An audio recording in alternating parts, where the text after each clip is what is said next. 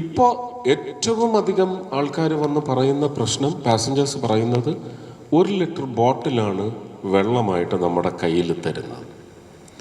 എല്ലാവരും ഇന്നലെയും കൂടി ഞാൻ അങ്ങോട്ട് പോയ വന്ദേ ഭാരതിലും ഫ്ലാഗ് ഓഫ് ചടങ്ങിന് വേണ്ടി എനിക്ക് തൃശ്ശൂർ സ്റ്റേഷനാണ് പ്രൈം മിനിസ്റ്റർ ഡെപ്യൂട്ടി ചെയ്തിരുന്നത് തന്നെ.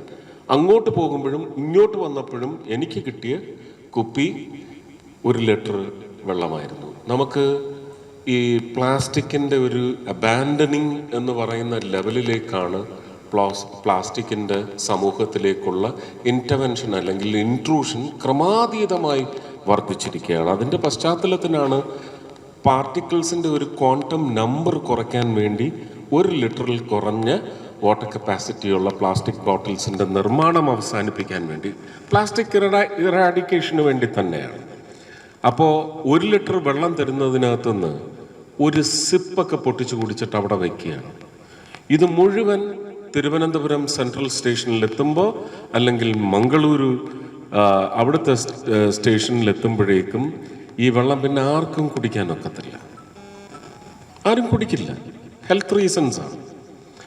അപ്പോൾ അതുകൊണ്ട് ഞാൻ കഴിഞ്ഞ ഒരു 5-6 ട്രിപ്പായിട്ട് ഈ പ്രശ്നം മനസ്സിലാക്കിയിരുന്നത് കൊണ്ട് അങ്ങനെ റെയിൽവേ ജോലിക്കാർക്ക് ആ ഭാരം അടിച്ചേൽപ്പിക്കാൻ തയ്യാറാകാത്തതിൻ്റെ പശ്ചാത്തലത്തിൽ ഉപയോഗിച്ച വെള്ളം അവശേഷിക്കുന്ന ബോട്ടിൽ ഞാൻ എൻ്റെ വീട്ടിലേക്ക് കൊണ്ടുപോവുകയാണ് ചെയ്യുന്നത്. അത് കുടിച്ച് തീർക്കും എന്ന് ഉറപ്പ് വരുത്തുകയും ചെയ്യും. എൻ്റെ വീട്ടിലുള്ളവർ പോലും അത് ഷെയർ ചെയ്യണമെന്നൊന്നും നിർബന്ധിക്കാനൊക്കത്തില്ല. പക്ഷേ പിള്ളേരൊക്കെ അതിൽ നിന്ന് എടുത്ത് കുടിക്കും. ഈ ഒരു ഐഡിയ അവരോട് പറഞ്ഞിട്ടുണ്ട്.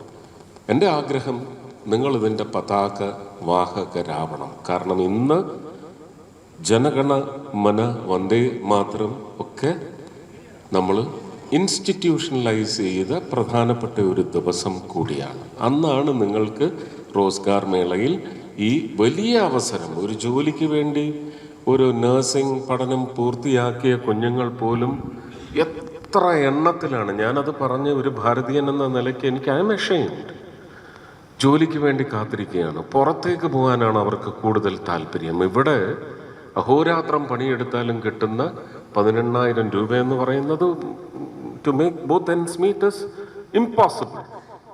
അപ്പോൾ അങ്ങനെ നിൽക്കുന്ന ചെറുപ്പക്കാരുടെ കൂട്ടത്തിൽ നിന്നാണ് മികവ് പരിശോധിച്ച് തിരഞ്ഞെടുക്കപ്പെട്ട് നിങ്ങൾക്ക് ഇന്നൊരു വലിയ അവസരം ഇവിടെ കിട്ടിയിരിക്കുന്നത്.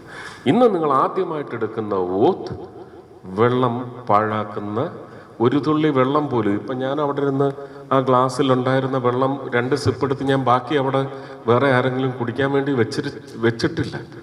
ഇത് ഞാൻ എൻ്റെ വീട്ടിൽ കഴിഞ്ഞ 3-4 വർഷമായിട്ട് നിഷ്കർഷിക്കുന്നുണ്ട്. ജ്യൂസൊക്കെ ഒരു മാനേഴ്സിൻ്റെ ഭാഗമായിട്ട് നമ്മൾ കൊടുത്തു കഴിഞ്ഞാൽ അല്പം താഴെ വെച്ചേക്കും, ചായ അല്പം താഴെ വെച്ചേക്കും. ഞാൻ പറയില്ല, അത് ഊറ്റി കുടിക്കണം.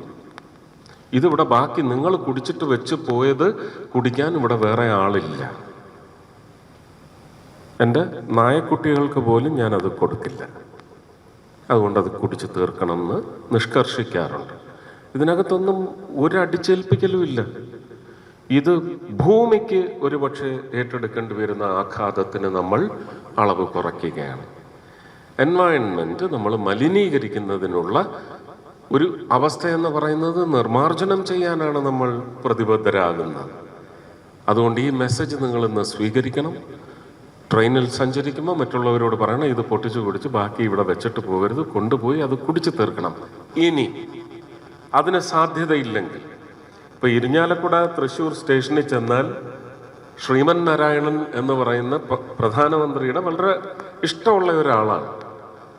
പക്ഷികൾക്ക് വേണ്ടി വേനൽക്കാലത്ത് വെള്ളം കരുതി വയ്ക്കാനുള്ള ചട്ടി സപ്ലൈ ചെയ്യുന്ന ഏതാണ്ട് 4-5 ലക്ഷം ചട്ടി അദ്ദേഹം കേരളത്തിൻ്റെ ബോർഡർ പ്രദേശങ്ങളിൽ, തമിഴ്നാട്ടിലും കർണാടകത്തിലുമൊക്കെ ഇതിനോടകം തന്നെ ഡിസ്ട്രിബ്യൂട്ട് ചെയ്ത് കഴിഞ്ഞു.